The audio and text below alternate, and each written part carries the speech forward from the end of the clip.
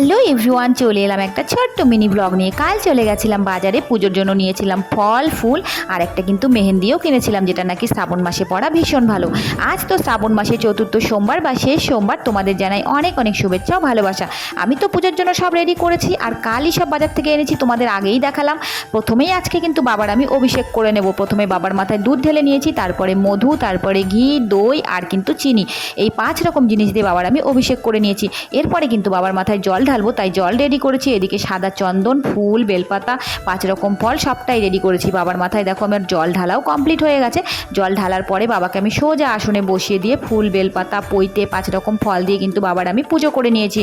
পুজো করার পরে এবার কিন্তু আমি পড়ে নেব বাবার সেই আপদ উদ্ধারের স্তব, আর যেটা আমি প্রত্যেক সোমবারই পাঠ করি। এর আগেও তোমাদের দেখিয়েছি বা বলেছি, আজকেও আমি সেটা সুন্দরভাবে পাঠ করে নিলাম। এরপরে বাবার আমি একটু আরতি করে নিলাম। আরতি করা তো কমপ্লিট, এরপরে কিন্তু একটু শাঁখও বাজিয়ে নেব।